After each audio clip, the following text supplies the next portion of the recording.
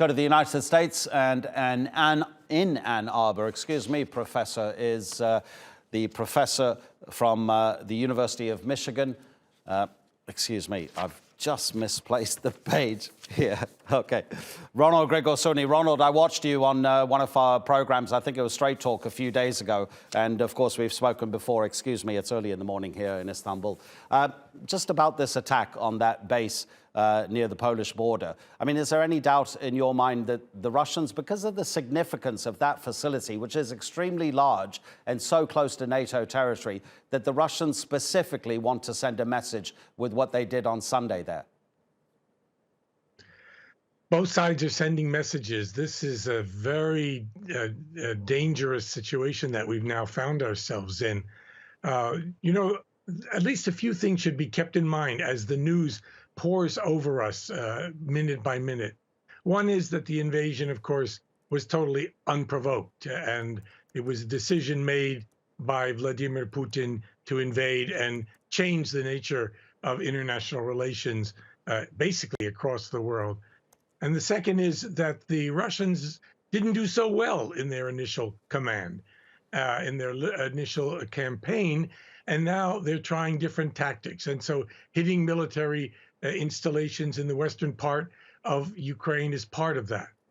Part of it also seems to me, and I find it difficult to understand why this tactic would be used when Putin talks about Ukrainians and Russians as brotherly peoples, as Yedini Narod, a single people. And that is what I would call terror war. And we see that the fighting in Mariupol and elsewhere, in Kharkiv, targeting civilians, targeting things that are clearly not military targets. So we're moving into a very dangerous phase of this war. And it's not clear to me what exit there is.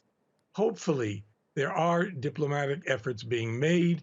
Apparently, President Biden is talking to President Macron. Perhaps that will work. Perhaps some of the so far unfruitful direct contacts between Ukrainian government and Russian officials, that might work. I'm trying to be hopeful. Day by day, it becomes more difficult.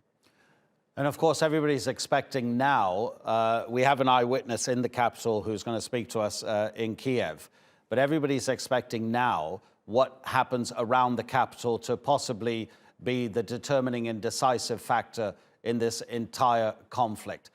Given what you've seen so far around the edges of Ukraine, what Russians are doing to cities and towns around there, do you think that the tactics will be any different given the historical significance of Kiev, which is important to people who live in Russia, who are not Ukrainians, who don't speak Ukrainian, who have always been Russian, but that place is still important to them? Kiev is kind of a symbol in the mythologies that both the Ukrainians and the Russians tell of their own ancient early medieval histories. Kiev plays a role. It's not quite accurate. As a historian, I think that they each use it for certain purposes. But capturing Kiev would be, of course, a tremendous blow to the Ukraine, and it would be a tremendous gain for Russia. But think about it. The hardest kind of warfare, the most destructive, is in fact urban warfare. And the Russians may be about, once again, after Mariupol, after Kharkiv and other places, to go into the capital of Ukraine, and this will cause tremendous losses on both sides, by the way, I might say. So here's a symbol, taking the capital. The government will have to flee probably to the western part of the country or even to Poland, but it won't be a decisive victory because there's no way in my mind that Russia can occupy and control for very long a country of some 40+ million people who Putin officially says are brothers, one people with Russians. This message simply won't fly. It won't be accepted, either in Ukraine or eventually once Russians find out what's really going on in Russia as well. Ronald, really appreciate it. Thank you so much indeed. And apologies again for just being a bit woolly at the start of our interview. But thank you for staying up to talk to us. Professor Ronald Grigor Suny from the University of Michigan. Take care.